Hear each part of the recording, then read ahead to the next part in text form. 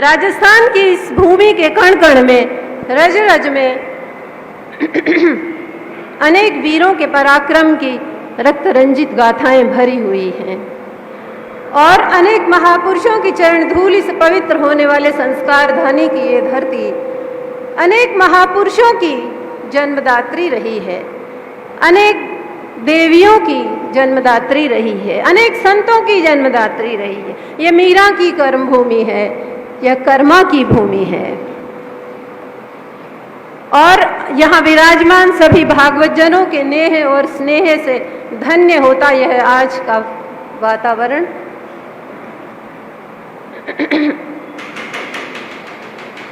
शरणागति के भाव से पूरित, सर्वस्व को अर्पण करने की भावना से आह्लादित यहाँ पधारे सभी मातृशक्तियों को मैं नमन करती हूँ और विशेष रूप से श्रीमान लखावत साहब आदरणीय का जो हमेशा साहित्य के प्रति जो रुझान रहा है, हमारे समाज के लिए गौरव, राजनीति और साहित्य का एक जो रेयर कॉम्बिनेशन आपने हमेशा बनाए रखा और साहित्य की जो ज्वाला को जलाए रखा है, श्रद्धा और निष्ठा को मूर्तिमंत अपने हृदय में धारण किए हुए माँ भगवती के प्यारों, धर्म के संवाहकों, सभी भागवत जनों को मैं प्रणाम करती हूँ। और इस मनोयोग से किया गया एक सुंदर अनुष्ठान कि कैसे कोई व्यक्ति शाश्वत बनता है, उसका विचार उसके शरीर के बाद भी कैसे स्थायी रहता है। महत्वपूर्ण यह नहीं है कि व्यक्ति कितना जिया, यह भी महत्वपूर्ण नहीं है कि उसने कितनी सफलता हासिल की, वरन महत्वपूर्ण यह है कि वह कैसे जिया। जीवन की सार्थकता महत्वपूर्ण है। इसलिए मैं ऐसी अनेक देवी के चरणों में प्रणाम करती हूँ जिन्होंने अपने चारित्रिक शुचिता से हमें मार्गदर्शित किया, जिनके चरित्र हमें प्रेरणा देते हैं और जो भगवत्ता के उच्चतम शिखर को पहुंचने के लिए प्रेरित करते हैं और हमारे भीतर की मानवीयता को सबल करती हैं।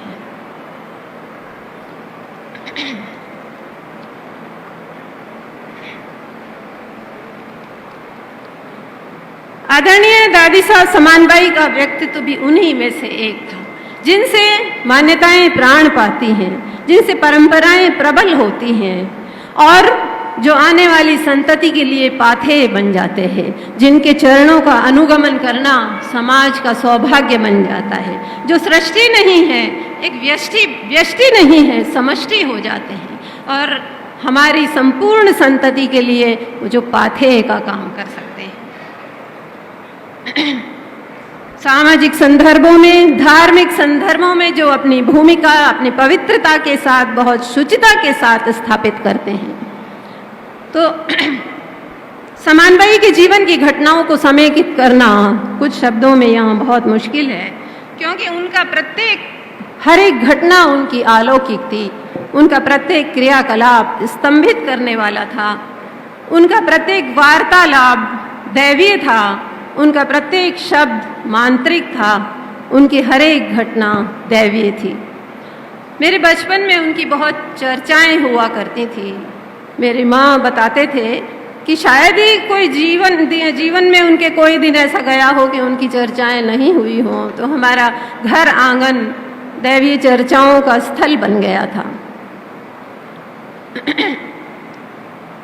वे प्रतिदिन सुबह उठकर एक रचना बनाकर कृष्ण को अर्पित कर दिनचर्या प्रारंभ करती थी और दिन भर वो इसी प्रकार के कार्य करती थी। उन्होंने जीवन में और दूसरा कोई कार्य नहीं करा। एक व्यक्ति उनकी रचनाएं लिखने के लिए रहता था और एक व्यक्ति उनको रामायण भागवत कथा सुनाने के लिए संपूर्ण दिन में रहता था। ईश्वर को आलंबन मानकर उन्होंने जो रचनाएं लिखी वो राजस्थानी साहित्य की बहुत ही श्रेष्ठ रचनाएं हैं। शत्रुन के घर शयन करो, शमशान के बीच लगाए ले डेरो। चाहे आप शत्रुओं के बीच रहें, मत गयंदन छेर करो, भले पन्नग के घर में पग गेरो। भले सांप के घर में भी अपन पैर रखें। सिंह हकारी के धीर गहो, नृप सम्मुख वारी के न्यारे नवेरो। और जानकी नाथ सहाय करे तब कौन बिगाड़ करे नर तेरो। इस भाव के और इस जो अंतिम पंक्ति के अनेकों रचनाएं हैं। वो प्रतिदिन दिन भर इसी प्रकार का कार्य करते थे, लेकिन बहुत दुख की बात है कि उनकी रचनाएं विलुप्त हो गईं और प्राप्त रचनाएं मात्र उनकी कुल रचनाओं का एक अंश मात्र है और राजस्थानी साहित्य की बहुत महत्वपूर्ण भाग लगभग जो है समाप्त हो गया। एक विशेष बात, उनके पति पत्नी के जो संबंध थे वो एक समाज के लिए अनूठी मिसाल थे। सामान्य गृहस्थ का कोई कार्य नहीं करने के बाद भी उनमें बहुत अत्यधिक स्नेह था।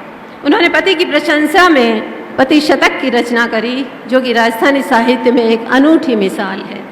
मैं हमेशा सुनाया करती हूँ, लेकिन अभी भी मैं उन शब्दों को आपके सामने रिपीट करना उचित समझूंगी कि गंगाधर नाम सो तो गंगा ना ही नैन देखी।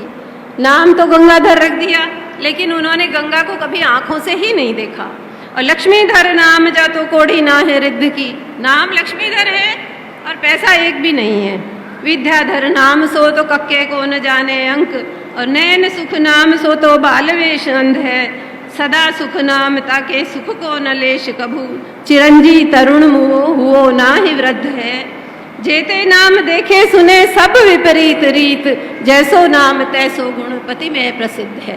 सिर्फ मेरे पति ही ऐसे हैं जो कि उनमें नाम के अनुरूप राम दयाल, चूंकि उनका नाम था, तो वो उनमें राम तो स्वयं ही दयालु होते हैं, लेकिन वो दया के समेत राम कहत समान ये तो दया के समेत राम, कोरो राम हो तो ये जीव कौन थाम तो।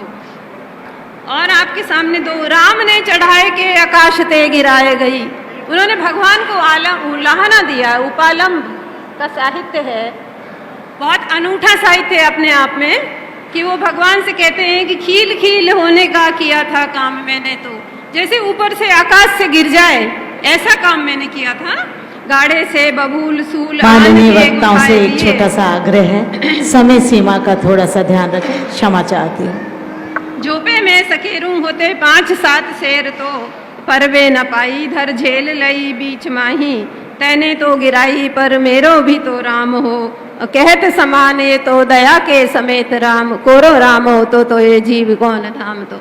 वो ईश्वर से कहते हैं कि तूने तो मेरे को ऊपर से गिरा दी थी, लेकिन मेरा भी एक राम था जिसने मुझे थामे रखा और जीवन का आलंबन बनाए रखा। तो ये इस प्रकार का एक उनका अनूठा साहित्य हमारे सामने मौजूद है। समय की सीमा, लेकिन एक बात मैं अंतिम समय में आपसे ज़रूर कहना चाहूँगी कि समाज में जो गिरते प्रतिमान आज हमें परेशान कर रहे हैं, हम आए दिन ये देखते हैं, तो उस समय में दादीसा के समन्वय की चरित्र को पढ़ा जाना चाहिए।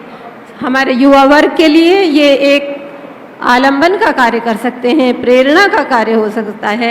इन्हें पढ़ा जाना चाहिए, कोर्सेज में लगाया जाना चाहिए, ज़्यादा से ज़्यादा समझें, ताकि गिरते हुए समाज को, टूटते हुए समाज के लिए एक आलंबन का काम कर सके। समन्वय का व्यक्तित्व बहुत ही अनूठा व्यक्तित्व था, एक आध्यात्मिक ऊर्जा से ओतप्रोत, और वो अत्यधिक अनिर्वचनीय आत्मीयता से हमेशा भरे हुए रहते थे। और उनके दर्शन से जीवन के त्रैताप समाप्त हों, इस प्रकार की उनकी घटनाओं से हमें मालूम देता है। ऐसी ऊर्जस्विता और तेजस्विता तो जन्मांतर से संचित हो सकती है, अनायास नहीं हो सकती। ऐसा लगता है कि कवयित्री का ये चित्र बहुत इतिहास में देखने को नहीं मिलता, और ईश्वर ने